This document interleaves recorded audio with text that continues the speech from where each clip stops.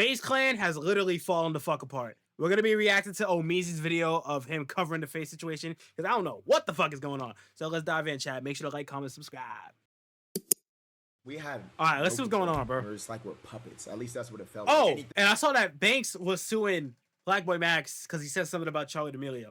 I don't fucking know. All I do know is that Omar, I know him in real life. He was so excited when he was making this video because of all the money that's gonna roll in from all the coverage. So I know he's having a field day right now. But let's get into it, man. I think it happened at any moment. They tried to make that pay 20 bands a month. What the?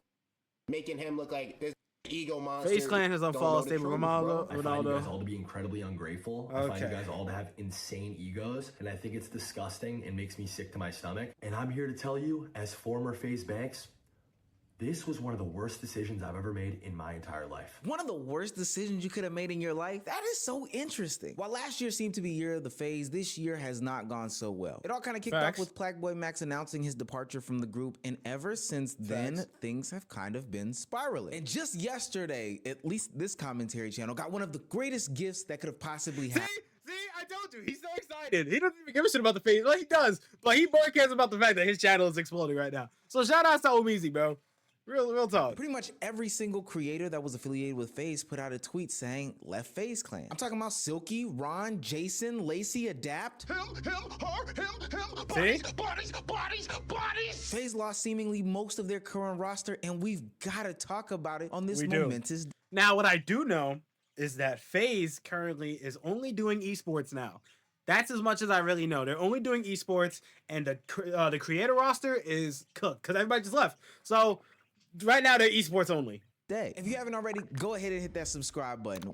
Subscribe to me, guys. Subscribe to me, please. Now, back into the celebration. Now, FaZe isn't new to doing any sorts of different promotions, so when all of the FaZe members came out and said left at FaZe Clan simultaneously, it kind of didn't surprise anybody. People thought that it was just another one of their, you know, I thought they were trolling, honestly. I thought they were trolling. Promoted for what's to come. But some of us that follow the Twitter communities saw that, hey, there was a house up for sale. Okay, hold on. Let's look at that real quick. Eviction notice. After doing some research, it appears that the FaZe house has been relisted for rent as of this morning, 9 a.m. Yikes. Looks as though move-in is available as soon as January 15th at $75,000 a month. Dude, how much is that a year? That's a lot of fucking money. I'm sure it's a nice house. Okay, chat. According to my calculations, that's $900,000 a year. So that's a lot of fucking money. There were people being seen in different locations. There was a little bit of a breadcrumbing that had happened over the past couple of days that makes this moment in time make so much more sense. And to get the ball rolling even further away from the conversation about this being any sorts of promo, Blackboy Max's legitimate cousin, Fatboy Dip, came to the internet and started to spill some tea that was so hot I had to blow it off 50,000 times and still get burned when I drank it. Yeah, damn. You see that little townhouse that Max was in? They tried to make that pay 20 bands a month. What the? Whoa. Or give a percentage of myself. What the? Yo. 20,000 a month is crazy. But Max is such a good. He just, yo, bro, I just want to. And now he's like, Max, look crazy, look like egoed out. No, that's not cool though. Like taking on the chin, making him look like this ego monster. Don't know the truth, bro. Now, but to that point, it was unverified what was going on, but what reason would Blackboy Max's cousin have to lie about situations that happened? People forget when Max left, he was seen as like the black sheep in the situation. He was painted out to be the bad guy. He was the villain and all these things. And my ears were honestly, I don't really know anything about that either. My pot has been stewing. This perpetual stew has been going on for about a year now, but I had to wait. Now, on top of just about every single FaZe member saying that they had left FaZe, the FaZe account themselves also unfollowed every single member. And everybody started pointing their fingers again at FaZe Banks saying, what did he do this time? But he quickly reminded us that I have nothing to do with what's going on with FaZe Clan. I left 4 months ago and have moved on with my life. Unfortunate to see. Wishing everyone involving the best. If there's anything I can do to help, I'm here. Nobody loves FaZe more than me. Okay? hey, I have nothing to do with FaZe. What's going on right now? I left 4 months ago. It's unfortunate to see what's going on. Everybody the best, blase, blase, blah. You know, getting out in front of it just like any sort of PR person would do. This seemingly triggered Blackboy Max though, because what happens next seems to be a total scorched earth moment that wasn't intercepted by anybody. So we are very much inclined to believe that what he says about why he left FaZe and the things that happened between him, some of the management, the senior leadership, and the group as a whole, It's jarring. It's damning. But we had a sponsor Okay, lock in, for chat. that day, and niggas didn't end up doing the sponsor. Game Okay. night. Yes, if he was there, he was there. Niggas didn't end up doing the sponsor. There was difficulties with the sponsor. Yeah. After that happened, according to the assistants and staff of the creators, because I'm not gonna lie, I just really don't remember. But they said that Faze has pulled everybody for the rest of the month and sent niggas home early. This is Okay. the first time where in my head I went, okay, so how much control do we have here? Wow. And how much control do niggas have over us? Okay. Yeah. It's a very valid question. Blackboy Max goes on to allude to the fact that he and the other members of Faze that signed on to the organization didn't have as much control as he once thought they did. You see, on a lot Okay, so what I'm understanding right now is that from Max's perspective, and probably from everyone else's perspective, as we're gonna find out, it's a control thing. What do they own? What do they not own? What can they do? What can they be made to do? Which is, I think a lot different when you look at AMP, because they're more self-owned with the CEO that they have appointed, from what I know at least. So it's interesting to see two different organizations, one with more managerial control, one with a lot less of that. So I don't know. live stream about a year ago, I remember one Faze Banks saying to me specifically that, hey, you know, we just really rock with these guys. We support these guys. We're just behind them. And, you know, we want to get behind their creative endeavors. Very much making it seem as though, you know, he was just fully supportive, no strings attached. But as Max is detailing and outlining here, that is not the case. He goes on to highlight different times in which the organization decided to flex their muscle and their power. One time in particular in which they kicked Lacey out of the group. Y'all remember when Lacey got kicked from Faze? He really got kicked from Faze. Okay, so He got kicked from Faze because Wait, so they weren't trolling with that? I honestly thought they were trolling. But if that's actually true, then fuck, I don't know. according to the assistants and the staff and the cameramen, they said that he had missed a video shoot or something, and we were missing video shoots, and so he actually got kicked from Faze. Granted, he was allowed back in a couple, later, because niggas all had convos, but yes, he got kicked from Faze. He then goes on to seemingly verify what his cousin said in his stream about him having to pay a certain percentage of his earnings / pay $20K a month in order to rent out some sort of townhouse in the back. And he also hints that the other members are caught up in some sort of drama or ordeal, but ultimately he and themselves signed these contracts that had them connected to the Faze name and the Faze brand. I think we're seeing a lot of content creators in 2025, specifically from the streaming side, signed to these organizations, signed to these production companies, signed to these management firms that ultimately take control of who they are and what they do, which is completely contradictory to the whole reason why a lot of these content creators hopped into the streaming space in general. Hey, this is not traditional media, but I still want to be in the media space. I want to have control over what I do. Now, kind of as a hindsight 2020 and a forewarning for people coming up after them, these people aren't just going to throw bags at you just to throw bags at you. There's going to have to be something attached to it. No matter what a 40-year-old says on a live stream, they're not just going to put you in a mansion, pipe you up, give you all these lit aspirations and fulfill all your creative dreams without anything being attached to it at all. No. That's facts, that's facts. Not how that works. And I do think it was interesting that when I had that sit down that Max kind of wasn't as vocal as, you know, some of the others, but we'll get back to that at a different time. Ultimately, Max felt like he was shafted in a lot of regards by Faze, blindsided by the organization, not the members. But because he likes to talk so much and not have his name slung through the dirt, it was about time that Faze Banks spoke out about the situation. Okay, so now this is where it gets heavy. He seemingly turned his back on everybody.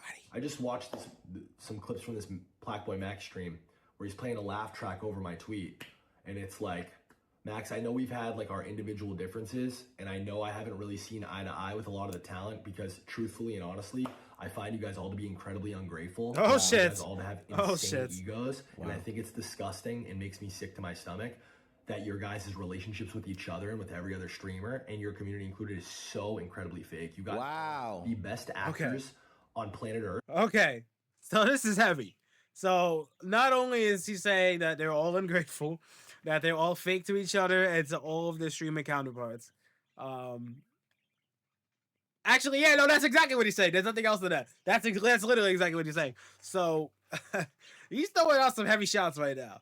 Where does this lead? Let's find out. And you've made a complete career out of all of it. Max, these are your boys, but these are the same guys that said they fucking hated your guts after you left. And wow. you know, Okay. you're a program and you have an ego the size, you think you're Travis Scott and this and that. And also, like, Max, multiple conversations about how Ron's content's cringe and you guys didn't fuck with the dap. None of you guys fucked with Lacey or Jason in the beginning. You guys didn't want these guys to live anywhere near you. You barely wanted to share a brand with them. But Faze was gonna fund a Miami house for you, Rage, Silky, and Kason. So fuck it. Wait a Let's see minute. what we can get. And then it all Nah, worked. this is crazy. And we forced this relationship. Hold on now. If I recall, that is not what was told to me. Now, I'm gonna stop being petty here because I picked up a lot of audience that doesn't know necessarily the saga. But last year, I made a video speaking about Faze. And in that video, I outlined a couple of things that struck a nerve between a couple of the members, specifically Stable Ron and Lacey. Now, that night, or maybe the next one, I was invited to be on a live stream with Stable Ron so we can go through that conversation and discourse. And I thought that we had a pretty good conversation for what it's worth. We both came in there with some misunderstandings about each other. We came to some conclusions and agreements. And even when Lacey popped in, it was ultimately a productive conversation for what it was worth. I think we all left with better understandings of what was going on, who we were, gained perspective and insight about each other. And I thought that it was a very mature conversation. There was even a couple of times where Ron would tell his community, yo, like, I'm actually trying to like understand here. So, you know, stop getting on his dick about doing stuff, et cetera, et cetera. So kudos to those guys. But the tides turned specifically when Faze Banks stepped into the conversation and took it totally left. And in that conversation, he said things that kind of contradict what's being said today. Now, from a business perspective, I totally get it, gang. You funded a lot of the projects, and it would seem very ungrateful of these people who you've funded to be, you know, so ungrateful afterwards, not appreciative, whatever the case may be. But that didn't really address what Black Boy Max kind of just said there. And you saying that they threw each other under the bus, they didn't like each other in the beginning, this, that, and the third, albeit a reiteration and maybe an exaggeration of conversations had previously. That's a complete contradiction as to what you said. Plus, if you ask some people that were what did he say? close to Faze That's what I during gotta this know time, now. that doesn't match up what's being done in real time. But we'll get into that in 2 seconds. I don't know, man. I failed miserably. It's not the first L that I'm taking in my life. It's not the first time I've failed.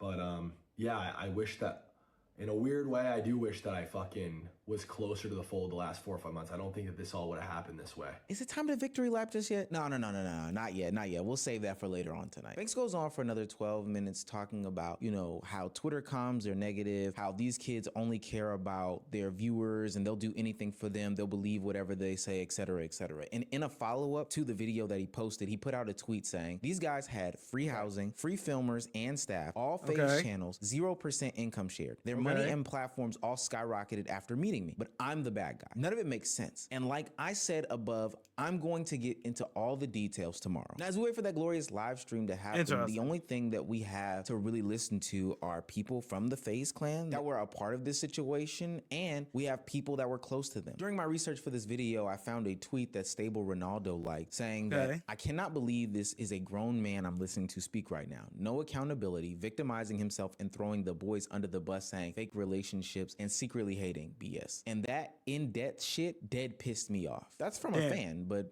like by Stable Ronaldo, this motherfucker always blaming other people for his failures in life. Heavy statements from ex-members directly, but let's see what adjacent people to these streamers, to these people in Faze clan have to say. Friend of the show, TK, decided to go live and react to this situation, and what he said about Banks and the whole situation was very telling about how he viewed this whole entire project. It's a big money grab. Is it really help if you was telling niggas you gotta pay me a percentage of your streams or your revenue to be a part of what we're doing here?